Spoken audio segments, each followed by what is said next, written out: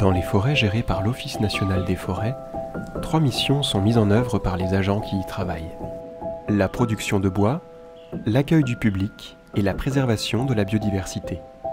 Cette dernière se concrétise par la mise sous protection de certaines parcelles en réserve biologique. Celles-ci peuvent être dirigées, c'est-à-dire qu'une intervention peut exister afin de maintenir un milieu ou une espèce. Elles peuvent aussi être intégrales. Dans ce cas, aucune intervention n'est menée et la forêt est laissée en libre évolution.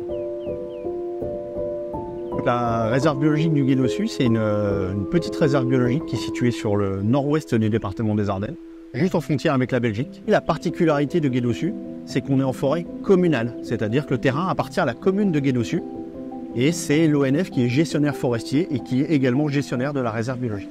Ce qui la caractérise principalement, c'est vraiment cet aspect très humide qui est vraiment typique du secteur qu'on appelle le secteur des riaises. C'est un terme local pour désigner un habitat de plateau qui est avec des températures assez fraîches de manière générale et avec une pluviométrie assez importante. La réserve biologique se caractérise particulièrement par des habitats humides, tourbeux et paratourbeux. Ça va être des habitats très humides et très acides d'une manière générale, avec tout un cortège de faune et flore qui sont typiques de ce type de milieu. Le gros intérêt d'une réserve biologique, c'est non seulement d'amener de la préservation, mais également de sensibiliser le public à cette préservation. Le but, c'est pas de faire quelque chose qui est sous cloche, où on ne peut pas aller. Si on veut qu'un habitat ou qu'une espèce soit protégée, il faut que les gens s'en emparent, il faut qu'ils y voient un intérêt. Et pour ça, il faut le faire découvrir, il faut le faire connaître. C'est pour ça qu'on a construit tout un réseau de caillebotis qui sillonnent un peu la réserve biologique pour permettre aux gens de le découvrir et puis de pouvoir se rendre compte de visu de la richesse et de la singularité de ce type d'habitat. Alors après, ils le voient, c'est bien, mais l'expliquer, c'est encore mieux. Alors avec l'aide du Parc naturel régional des Ardennes, on a installé tout un réseau de petits panneaux explicatifs sur l'intérêt, sur l'historique, sur le fonctionnement, et puis sur les espèces végétales et animales qu'on peut trouver sur ces milieux.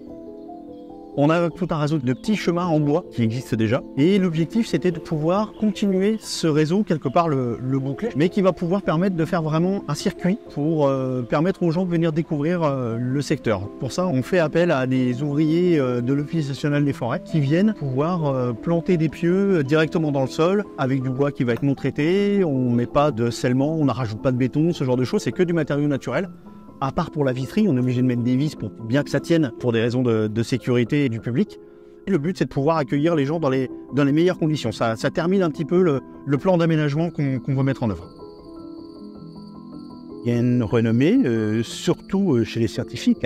Dernièrement, je me suis promené en forêt avec un spécialiste des zones humides et on a rencontré effectivement des Brésiliens. On a effectué des travaux dedans en créant des mares. On a fait de l'étrépage également, pour aller rechercher d'anciennes graines. On a la chance d'avoir encore quelques stations d'Arnica montana.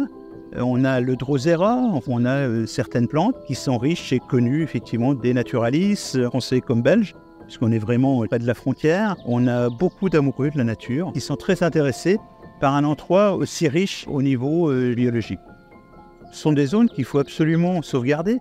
Ce sont des zones très importantes pour le devenir de demain, pour nos enfants, nos petits-enfants. Tous les problèmes climatiques qui nous attendent, ce qu'on veut, c'est que cet endroit soit effectivement respecté. On ne veut pas le mettre sous cloche. C'est pour cela d'ailleurs que les caillebotis ont été créés pour éviter que les visiteurs écrasent telle ou telle plante. Je veux dire, un endroit comme ça, il faut le préserver. La réserve du Gué d'Ossus est un observatoire pour de nombreuses problématiques environnementales actuelles. Sécheresse, fermeture des milieux ouverts, faune et flore des tourbières menacées. Cette réserve est une véritable sentinelle d'étude des espèces et des milieux, dans un contexte climatique de plus en plus tendu.